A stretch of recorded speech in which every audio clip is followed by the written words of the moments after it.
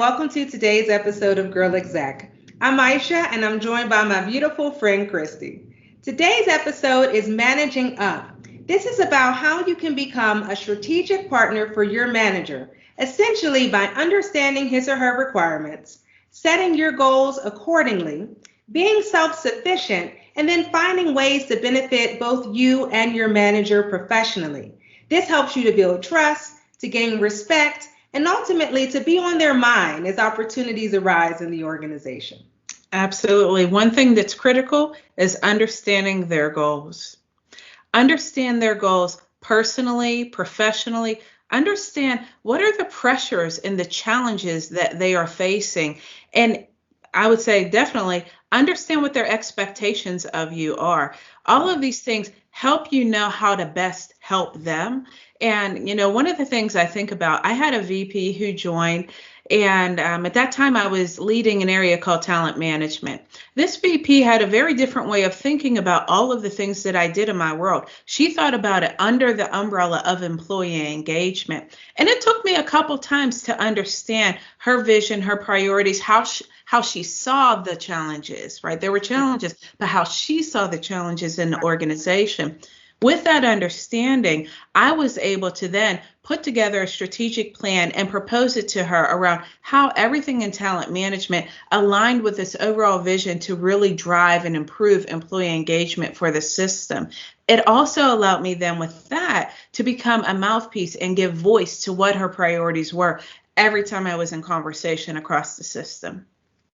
Chris, that's smart, because another key thing you want to do is regularly share and align on your priorities with your manager. You want to make sure that you are in sync, because that helps speed, that gives you the confidence that you need to effectively drive that vision through the organization, knowing that you have your manager's back. A simple way to do this is just a one-page summary of what those priorities are, what the progress is that you've made, and the areas where you need alignment or where you have challenges that require your manager's support. And I always recommend, as you have regular discussions with your manager, send them this update ahead of time so they can already come to that discussion with ideas on how they can support you to support their vision ultimately.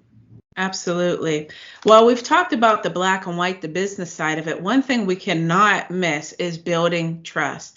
Building trust is critical. In a previous episode, we talked about how relationships are the currency of life, and I wholeheartedly believe that. Part of building trust with your leader is knowing who they are and caring enough to know who they are. That's partly knowing what's going on outside of work, as well as understanding them in the work setting. What is their leadership style? How do they prefer to receive information? How do they prefer to share information? I will tell you, my former team, they would laugh because if they jumped into the details, they would see me sort of go aglaze and they'd say, wait a minute, okay, here's the coat rack. Here's the big story, and this is how it fits into it. And they would laugh all the time, but that's just how I was wired. And they learned that about me. And what it did, though, is it sped up our conversations and what we were doing. They knew half the time, if you just gave me the coat rack, I'm like, this sounds good. Great, let's go forward. Right. In that, they adjusted to my style, and that helped me immensely as a leader. And that's what we would recommend is how do you know your leader and adjust to their style and their needs? And it really will build an efficiency within your relationship. Relationship is the key word, Chris, because one of the things about being close with your manager is becoming a source of help and confidence for him or for her. Every leader needs that person who they can run ideas past, who can bring them ideas that they may not quite see. So you want to think about ways that you can help. What do you see as opportunities? What do you hear in the hallways from your peers that you can appropriately mention to your manager as a source of help? What do you see the challenges to be, and how can you contribute your skills to proactively bring a proposal to help, like you did in the story that you shared? So you want to build trust, you want to build respect, and be a confidant. But with that comes the key point of confidentiality. Months of trust and months of relationship can be broken with one loose word that you share in the hallway about a conversation that you had with your manager. So be that source of help, but also keep that to yourself between you and your leader. Absolutely. And lastly, what I would share is never, ever let your leader be caught off guard.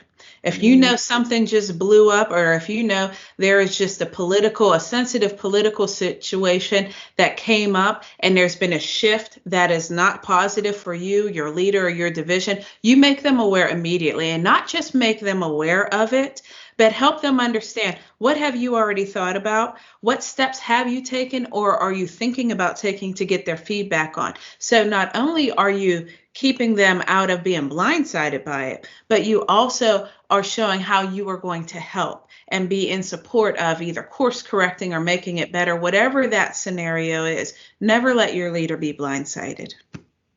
And help your leader with their weaknesses as well. We all have them. If you have a leader who you know is a bit disorganized, give them a simple summary of what you're working on, the key metrics and how it's going, to help them when they need to have something quickly to share. If you have someone who you know is a little bit untimely, offer to kick off the meeting if they happen to be late. The point is, find ways to be a support, and that will go a long way in building that relationship and that trust that is so fundamental to this whole concept.